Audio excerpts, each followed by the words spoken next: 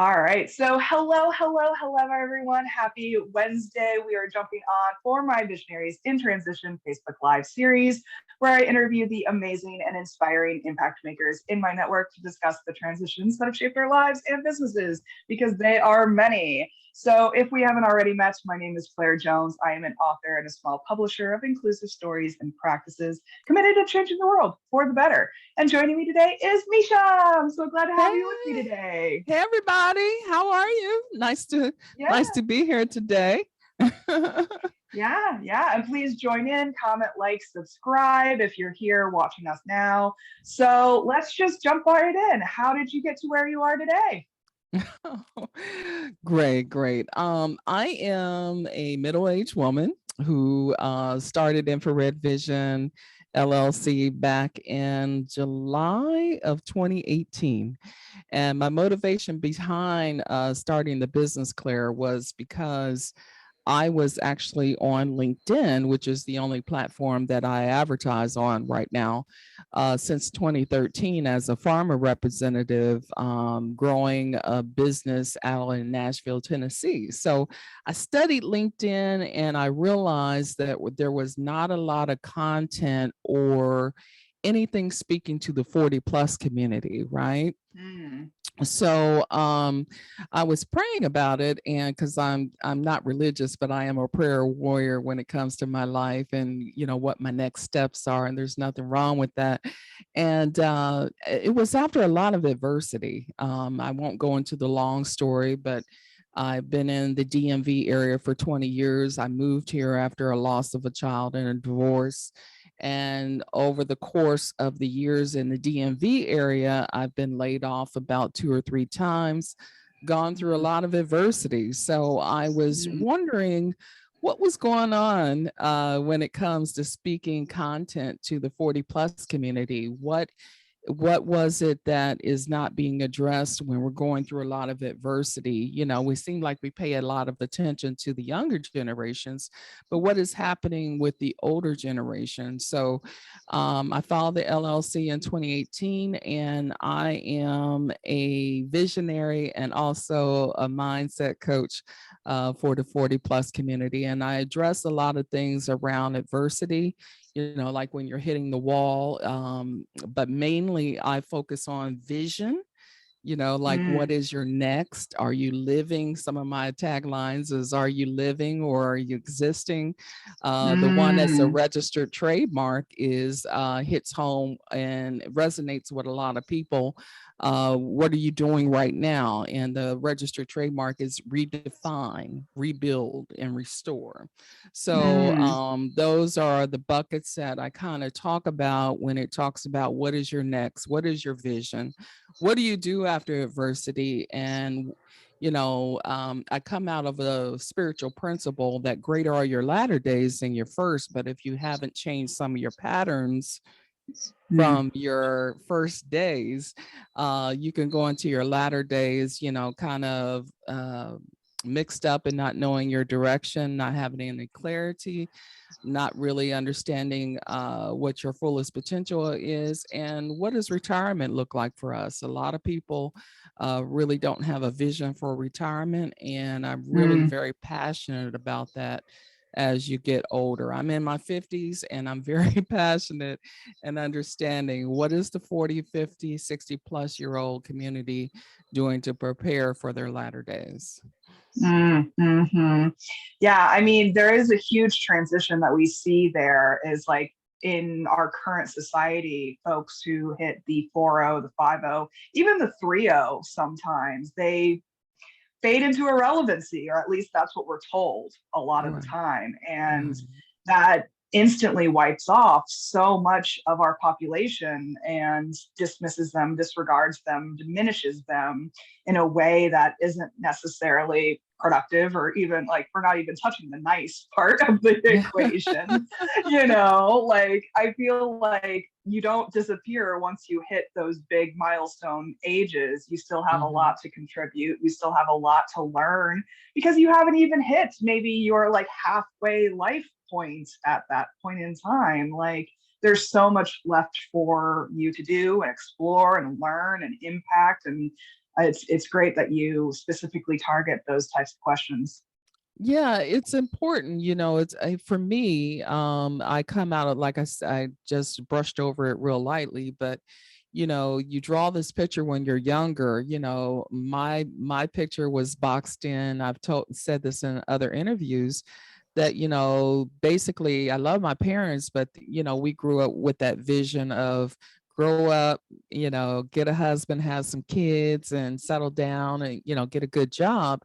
And that's the level of mentoring that you get. But Mm, what happens when you don't grow up and get a husband and have kids? I don't have any kids. So right now I'm not married. So, you know, when you have that boxed in vision, I'm not saying there's nothing wrong with that. Let me reframe that. It's not boxed in, it's just that type of thing. And you grow up and you're focused on that. What happens when things don't work out for you? Like it's yeah. working out for somebody else. And I've had to go through a lot of self-evaluation and questions about what does my life look like now in my 50s without children? What's my Mm. future going to look like? Who's going to cook me turkey? I'm laughing at it, kind of haphazardly saying that, but it really is true about navigating life as a single woman in your 50s without children at the moment, and understanding what's that look like. I'm happy, Mm. I don't want someone to assume that, but we actually do live in a world where people say, oh, what's wrong with you? You're not married in your Mhm. 50s, or what's wrong with you? You don't have any kids. Nothing wrong with me. It just didn't work out. Yeah. And that's okay. So I'm Mhm. redefining myself. I'm rebuilding myself. I'm restoring myself into a new direction. I just started this business at age 52 and now I'm 56. So through that process, I'm learning about business, I'm growing, I'm generating my own income. I like my boss. She's nice.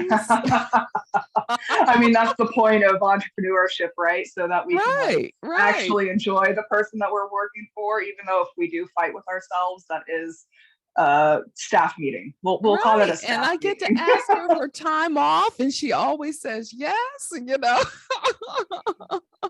So it's just Mhm. important to me. I'm not for the people that have it all together in life. I'm for the people Mm. who, what you were talking about, who feel like they're not being seen. Mm. Yeah. Um, through adversity, I said this in another interview. In my experience, there was someone sent to me after my daughter passed, and she said, life is like a rubber ball and a crystal ball. Misha, I love telling this story. The rubber Mm. ball is your job, your house, whatever, those things that you can always get. But the glass ball is like your family, your friends, your mom, your dad, your children, or what have you. You have to, when you throw them up in the air, and they drop to the floor, which one bounces and which one shatters? So I Mm. look at life like that and I go, I'm not going to worry about those things that you can bounce back and always get. I'm concerned about the shattered pieces, the people that feel like they can't get up, they can't find their pieces, they don't know how to put it back together. And it really starts with a good, healthy mindset. And I've done a lot of Mm. work on myself. So I don't like, I was just telling my hairdresser this morning, I don't like being a hypocrite. You know what I mean? Like I like to make sure that I'm good so I can serve my community or what have you. And I've done a lot of hard work combination. I don't shy away from saying this combination of therapy, dealing with the stuff behind the curtains so I can be fully present, fully healthy, and helping people, clear the path of mindset. Now, I do think lately, and this is just before you and I came on today, there's been something that's going swirling around in my head where I think people discount mindset training, right? Mm. Yeah. I think they go in many different directions of other training, but I'm noticing that people, and it's not a bad thing, it's just more work for me to make an awareness that, hey, your mindset Mm, And I'm starting to change my content to meet uh, opening up the mind and thinking about, hey, why do you discount mindset training? Because your mind and your brain are the highways to everywhere. It mm, is your Siri, your start point and your end point to everywhere. But I think people just don't really realize that, it's just as important as our heart, the air mm. that we breathe. And so it's just my job to bring some clarity and direction about that. Yeah, so let's get into the salient details. Like, what transitions were the impactful ones that hit you throughout your life? The hard ones, so for instance, like, I'm able to talk about it without bringing tears to my eyes. Well, I wasn't a couple years ago, but, um, you know, back in 1998, 1999, I just took a long look in the mirror and I was like, I lived in Dayton, Ohio. And, Mm, after losing, I'll call her name, after losing Mara 12 hours after she was born, and, mm, and then seeing my life in a different standard, than what it was before then. Um, it's just that right there just really blew my chest wide open. mm, You're preparing the nursery, you're preparing to bring the baby home, and then something happens and that doesn't work out for you. And that's a lot of women. And mhm, so back then I thought I wasn't going to survive after that. I can't say that mm, I felt like taking my life, but I did experience the postpartum depression. So just going through postpartum depression like everybody else, which is a natural process. And then quickly going through a divorce. Quickly after that just turned to my inward, and I started looking at opportunities. I felt like at that particular time I was in my early 30s, and I said, you know what? I think I've exhausted my life here in Ohio, mm, being born and raised there. So I had never moved away before. So I just looked up, I was working for Lucent Technologies at the time, and I looked up a comparable position anywhere. And so there was one at in the DMV area. mm, So I didn't know anything about moving anywhere by myself, but I just was bold and packed my car up as much as I could, told my mom and dad, the truck will be along for the rest of the stuff, and just quickly moved to another city to begin a new life. So I think mhm, that was my first bold move in my mm, late 30s. I didn't know anybody here. I had two cousins in the DMV area, but it was just like the Eat, Pray, Love movie with Jennifer, not Jennifer, what's her name?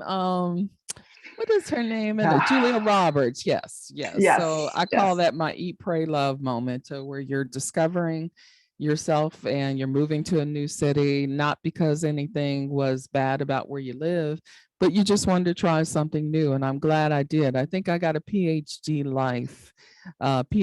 life, I should say, by moving Mm, here. And so that was the start of rediscovering or redefining Mesha at that particular time. And so I took the job and I worked it, and then I experienced a layoff a couple mm, years later. And that was a long period. That was like 2 years. I was not financially prepared for that. mm, So therefore, that had its challenges. And then I ended up with another job. I was working for CBS Radio as a sales rep after that particular transition, and that only worked out for 6 months. I fired myself from that because they promised me one salary, and then I hope there's nobody working for CBS that watches this, but they promised me one salary and then ripped it away, and I ended up with another type of salary. So I just walked in the office and said, I'm done. And I wasn't mhm, financially prepared for that either.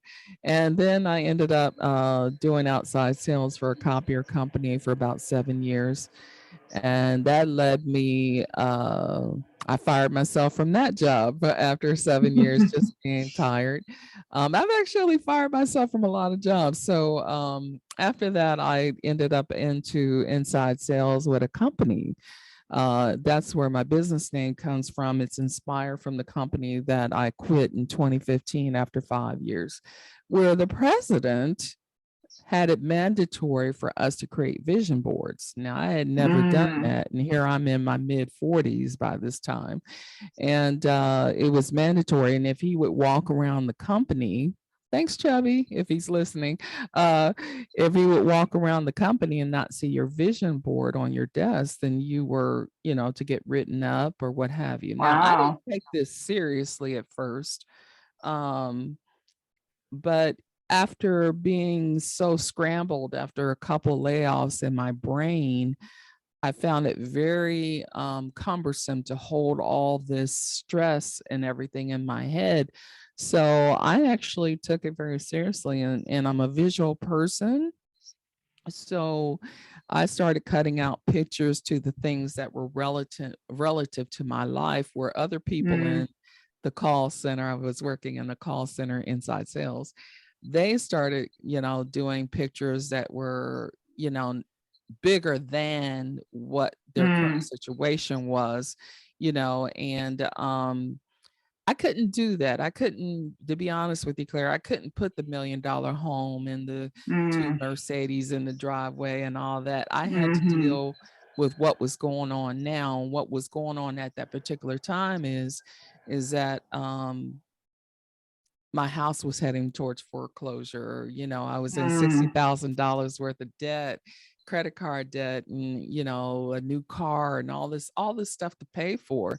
And so I started putting pictures on the vision board with what was actually happening now, because I am visual and I had to be realistic. So the testimony is that I visualized that I wanted to eventually become an entrepreneur, because I ran into a bunch of bad bosses through my career. I've run into a lot of pressure being in sales, because I love sales. mm. So it's a lot of pressure about quotas and things of that nature. So I was like, well, Yeah. if you're going to pressure me and put quotas on me and always have me on a chopping block, I can do that for myself. Right. I'm the one that's making you money. If I didn't sit in your Mhm, chair, you were not considering me you're considering me a top sales rep.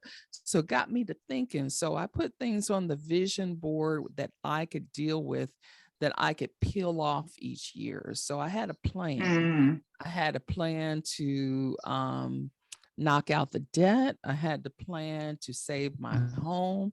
I had the plan to cut up. What I did was take the unemployment card that, they used to credit my $600 on at the time, and put it in two halves. So I was able by one end of the 1 year to take off one half. That meant I paid off 50% of my debt. I saved the home. I paid off the car. So I was able to rip things off, and it just made it so gratifying. And so mm, back in 2014, I decided, why don't you put on your vision board that you want to become an entrepreneur? So at mm, that particular time of working the day job, I also had a sideline. And so I would put goals on there each year about within the 5 year. I put on there that I wanted to become a entrepreneur within 5 years. So I started the job in 2010, and I quit the job in 2015. So I actually met my goal. But in between there, I was gradually doing everything and peeling that stuff off. So in mhm, 2015, it actually happened that I built up a sideline so much that it could replace my daytime income. And then I could actually bring myself home, create a home office, and start working on my business concept. And 3 years later, in 2018, I filed for the LLC. mhm. Yeah, I've always said that I'm a bad employee. Like in every job that I've ever had, it's just I don't do well if someone else is managing me within a system, because I come in and I want to innovate, I want to change, I want to optimize, I want to upgrade. And that is fundamentally destabilizing for the organization when you do go through change. And it's I had a very similar experience when it came to launching into entrepreneurship. I was like, well, I could be miserable working for someone else, or I could be miserable working for myself. So Right. I chose the latter. Right. And it really, you tell me, they, in previous interviews, people say, Mesha, you always kill me because you interview the person that's interviewing you. But you tell me, uh, what was your final point? I'm curious, what was your final point that just actually, because I had one and it was so right on my chest right here. What was your Mm. final point where you're like, that's it, that's enough? What was your point? Well, I mean, I couldn't pay my bills with the job that I had. That was really, I graduated into the Great Recession. And so the economy for job options was just dismal. And even though Was that I the was, 2008, 9, 10 era?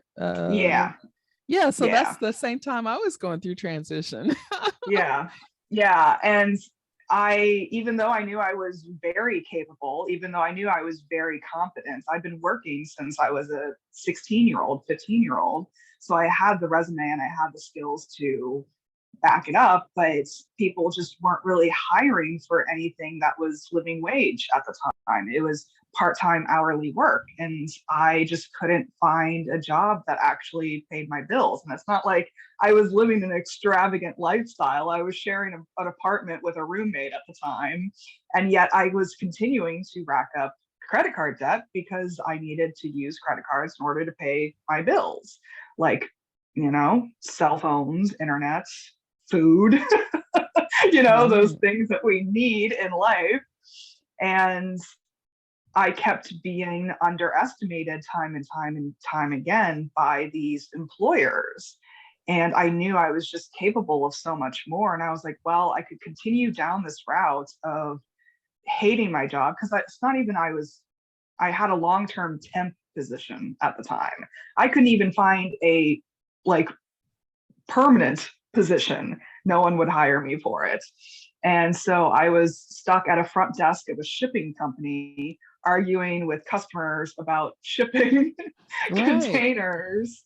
And I was like, this is not even what I want to do with my life. Like, I could continue down this route, continue racking up credit card debt with no room for upward movement, because there was no room for upward movement in the company and there was none available to me. So I was like, well, I'll take it into my own hands. And because I know I'm capable of running a business, it's just no one's giving me the chance to. Yeah, I agree with you on that. Your journey and mine are very similar. That's when my mindset changed in 2008, 9, 10.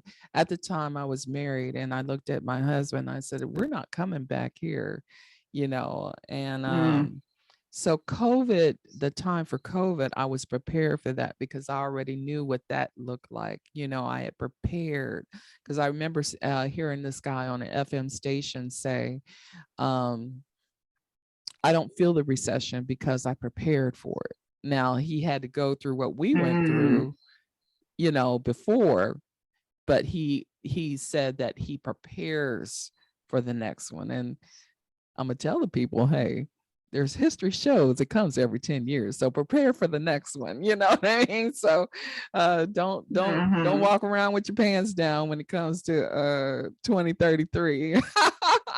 Big get prepared for it because it's going to happen again. So that's my little wisdom tip for you today. But yeah, so I'm happy to see that both of us have transitioned to our happy place. I was asked in an Mhm. interview one time, do you think everybody's cut out for entrepreneurship? And I said, no, Mm, and you would agree too. There's key things that you have to have. mhm. You have to be self-driven. uh, that is much more deeper than motivation. You have to have a vision and you have to be driven to meet that vision and those goals on a daily basis. I have friends who I don't have a college degree, and I used to be ashamed of saying that, but I'm not Mm, anymore, because a lot of my friends are, in admiration of my free time, but and also money making skills. I mhm, will say this to your viewers. I think everyone, and it's one of my services, but I think every entrepreneur or desiring entrepreneur should take a basic sales class, because I don't mhm, care who you are. I don't care what you do. I always said that was the one thing that God gave me as a secure tool, because I'm dyslexic, um, that I know that if something, God forbid, something happens to me, waist down, I'm confident you could roll me up to the desk in a wheelchair, give me a phone, give me somebody to call, and I can make the money happen. mhm, So at minimal, if you have that confidence and your ability to make it happen and somewhat sell and print money, you're in a good space. mhm. Yeah, Yes. yeah. So let's talk about like what type of lessons you learned along the way, but also what you did to support yourself along the way. Because we need to create these practices don't that defeat or hinder the burnouts that can come with a lot of the stuff that we're talking about. Well, I'm gonna go spiritual for a second, because I mean, I couldn't get around some of these hurdles without a little prayer and a little faith for me. I don't know what Mm, other people do, but it's not about religion. It's about just, for me, I had to have my own prayer life, my own faith, and knowing that, and books and reading about, mm, uh self evaluation and self motivation, vision. I can't name any names of the books at this particular time, because our wonderful conversation, but spiritually, I had to go inward and build some bricks for myself and say, hey, you're better than this. And a lot of us want, we live in that instant microwave time, in the last decade. And a lot of things, as you well know, since we have walked that same path of 8, 9, and 10, you can be in motion towards a vision or a goal, but it doesn't mean it's going to happen right away. mhm, I just told you, from the time that I got started on my thought and the time of completion to be able to quit my job, was 5 years. Some people could do it quicker, some people can do it slower, but I'm the kind of person, I have to build and see the results.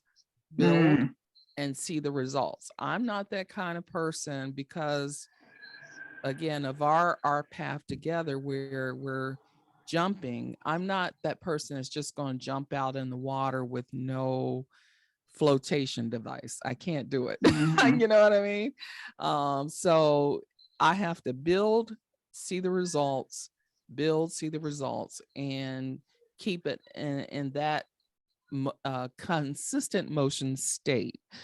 So that's mhm, really how I did it when I was on the day job, building my sideline, and then coming home and having the mindset to build a home office and build, see the results, build, see the results, and then start mhm, my business.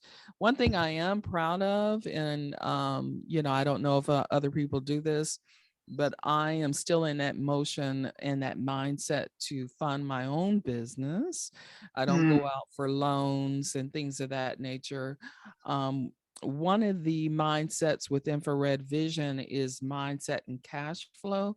So that's one of my services where, because like you and I have funded a lot of our past when our layoffs and things of that nature, I got rid of a lot of that debt. So you're now looking mhm, at a woman talking to a woman, where I explained to you all that mess that happened before in 8, 9, and 10, just like you. But I celebrate myself to this day, because I saved the house. Now I've paid off the house 50%. I used to be in $60,000 credit card debt. Now I'm down. I call it a percentage, because it's easier for me to convert that. My girlfriends love it. They were like, wow, sis, can I call you and I can give you the number, you give me the percentage. And I'm like, yeah, you're 70% out of debt, so I can now say for me at this date, I'm 70% out of bad debt. You know what I mean? So Mhm. making it life easier. And that's one of my philosophies for greater are your latter days than your first. We can't keep operating in those same mindsets and systems Mhm. if we expect our future to be freer. One of the things I'm going to talk about, I have tea talks with Mesha, and I started that 2 years ago. And one of the topics that I'm talking about this Friday, I do it once a month, is dominion mindset. A Mm. lot of people don't know what that is. And it was something that came to me over the weekend in a vision is to start talking to people about having a dominion mindset. Now, that sounds Mm. technical, but really simply, it is how can I own what I have? Okay. So, how can Mm. I own my own home? How can I own my own car? Like I paid off my car in 2016. I love it. It's a little bug. And I roll with that bug, and I'm going to roll with that bug until the wheels fall off. I've had the 5, 6, 7 cars in the different decades of my life. And then in my 50s, I don't desire to have anything else. So therefore, I have a little bitty bug that the Mm. top falls down in the summertime, and I could put on my favorite music and a smoothie, and that makes me happy. So I think a lot of Mhm. that, Claire, you have to decide in your 30s and 40s what's going to make you happy and stick with it. Mm. you know, Stop trying to keep up with the Joneses, because the Joneses truly are broke. If you really dug down, I've heard a lot of stories about the Joneses being broke. And one of my passions to teach the 40 plus community is to get your lifestyle right. Design one for you that is Mhm. good and that is meaningful to you. I don't have a desire to go out and get a bigger home. I had a bigger home in a previous marriage, and it did not make me happy. You know what I mean? So design the life, get the roof over your head that you can afford, that you can actually pay off and own. Like I said, I'm 50% there right now, and that brings a smile to my face. I paid off my car and I'm getting out of debt by the end of this year. And that's the lifestyle that I'm choosing. But I would like to see, if you close your eyes and imagine yourself owning things and being out of bad debt, just imagine, visualize what kind of future does that create for you? Right now, we have a major thing going on with women. Uh, Nationally, 68+% of people over the age of 40 are not ready for retirement. Mm. There is serious financial insecurity for women over 50 right now that are not, haven't even started saving for retirement. So I know, as much as we've been into, COVID, inflation, and all these things, we still, and I'm not going to go into a long story today, but in our mindset, we still have some control over what we bring in as resources, Mm. financial resources in our home. You know, the government already has a hand in your life to a certain extent when it comes to taxes, but you also have 90% of your income to 95% of your income that you can look at and figure out what to do differently. I had to do it, I did it. And so I feel like some people feel like it's out of control, and you got to Mm. figure out what's out of control. Just like at Christmas time, I just decided to change all my credit cards because I wanted to see what bounces and is not getting paid, Mm. because we automatically do automatic payments. And all these charges came bouncing back into my email, like 10 of them that I didn't realize that I was paying for in the first darn place. So I want more control. And I think that's what we have done as individuals, is because we don't have cash in our hand. And if you hit my website, when I talk about mindset and cash flow, I'm kind of thinking we need to go back to purchasing with cash so we can see what we're actually spending. So a lot of my services derive around mindset and vision, mindset and cash flow, and your mindset as you're moving towards retirement. So a lot of my life transitions have focused on um, helping people in those areas because I want to see people, as you can see, I wear a smile. I'm 56 as of today, going on 57 in July. And I want to be free and smile at the age of 57 and not worry about my next 20 years about what's going on. I still have to save aggressively for retirement. I'm not prepared, but we've got to come to some kind of what do you call recalibration at some point in our mindset about, okay, if I have this vision, how am I going to get there? And if it looks like a mess now, how can I correct that mess? Whatever that is for you, you can't expect to reach those. I mean, that's with anything. I think we don't really process how we're going through our vision, our expectations, our actions, and how we're actually going to implement and complete a thing. And I think that all takes a tremendous amount of self awareness, too. I think that's the underlying thing that we're talking about here, because you have to be self aware enough to even identify your vision. Because I think we often borrow visions from other people. Like you mentioned the Joneses. I am a Jones, but I don't even follow the Joneses. Like, and I think that like I love we it. often borrow these visions of success that we see external to us, and we're like, oh yeah, that is what I'm being encouraged to aspire to, right? But I think that takes a tremendous amount of self-awareness to be like, all right, let me step back from that vision I'm being fed and see what vision I can create for myself and orient towards that, instead of, because I'm slowly approaching my mid 30s, and I see a lot of people my age who have been chasing after these external visions that they've been given for a long time, and they're just now coming up for air and being like, wait, this isn't actually something that I want in reality.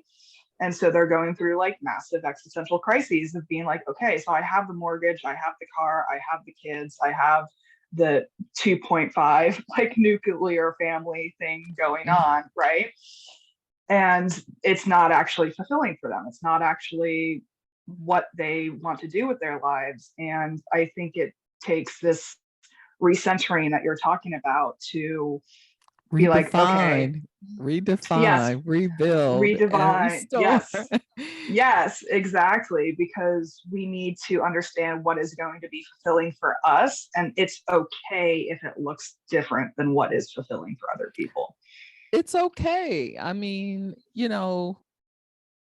my what satisfies me may not satisfy you. I just told here's my simple vision. I'll give you for me. I want to pay off my house in the next 5 years. And by the time I'm 62 at the latest, right? Pay it off fully. Still drive my convertible bug. I just put a new top on her 2 years ago. Be able to drop the top and smoothly. She's got 100,000 miles on her. I'm a roller till 200,000 or 300,000 miles. I don't know, but I just want to pay everything off and and make the income and save and enjoy. We talked about some of my transitions. I've been through enough stress. I don't want any anymore. You know what I Yeah. mean? So Yeah. I don't knock, one of my friends asked me, do you knock prosperity? I don't knock people who have the 20 window homes and, all that kind of stuff. But I want this property and I want a beach house investment property. I just want two properties if it's just for me. I want an investment property and I want my own home paid for. And that may not be your vision, but to me, I'm looking for a vision that is freeing, that I don't feel like I'm strapped down, and stressed that when I lay my head down at night, I sleep really deep and really good. I mean, I don't believe, Claire, I'm going spiritual on you for a second. I don't believe God ever designed us to live on this earth stressed out all the time. Right. That we weren't put here for that. We were put Yeah. here to create a life that you want. But the way that some people, including what I used to have in design, that's not really living. And if you hit the website, that's one of my main questions I ask on the home page. Are you living or just existing? And the Mm-hmm. Mesha before age of 40 and not so self-aware of herself was just existing. But the Mesha that has created infrared vision and started my path like you did in 2008, 9, and 10, I will say, shifting my mindset, I'm now living. Mm-hmm. And it's just important to be able to make that transition, however that looks like for you. Mm-hmm. Yeah. Well, we're gonna wrap up. Anything you want to add before we finish things up for today? I just want to encourage everyone that's listening today to design, just go inward and have some self-evaluation and Mm. evaluate your own mindset. Ask yourself, are you living or are you just existing? And if you feel like you're just existing, I ask that you reach out to visit www.infraredvision.org. Take a look at some of our content.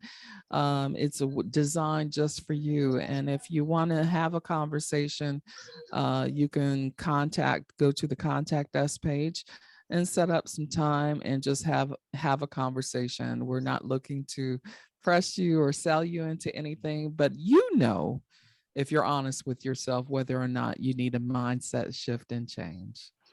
Mm-hmm, mm-hmm. Yeah, this is powerful stuff that we're talking about. And this is why I love this podcast series because, yes, we all have similar paths as entrepreneurs and as business owners, but we come to it with different experiences. We come to it with different transitions, perspectives, feelings, insights, lessons along the way. And I had such juicy conversations in one-to-one Zoom calls. And I was like, you know what? We need to publicize this because more people need to hear the stuff that we're talking about here. So Yes. audience, we definitely encourage you to reach out with your own stories and insights and lessons with us as well. We'd love to know how transitions have shaped you in your own lives and businesses. So special thanks to Mesha for joining me today. It's been an absolute pleasure. It's been a pleasure with you, Claire. Yeah, so you can find all of my links at linktree/Claire Joyance and then infrared vision for Mesha here.com. Do you have any social medias you want to shout out? I'm on LinkedIn. And again, my website is www.infraredvision.org. Thank you. Mm-hmm. And I'll definitely make sure that all of those links are available on the descriptions for this video. And I do want to let you know that this is the last episode of the first season of this podcast. So starting next month, I'm going to be focusing on authors in particular. We're still going to be talking about the visions that we have and the visionaries that are in this world of authorship and bookmaking, because that's where the next generation's lying, right? Is sharing our visions with the world around us. Amen. So special thanks. And yeah, so join us next time. And remember that all, I almost did the wrong, I have two podcasts, so I almost did the wrong side off for this one. Please remember that your authentic self is extraordinary. It is wonderful, and you owe it to yourself to create the elevated life that you know you are capable of. Take care, Bye, everyone. everyone. Take care.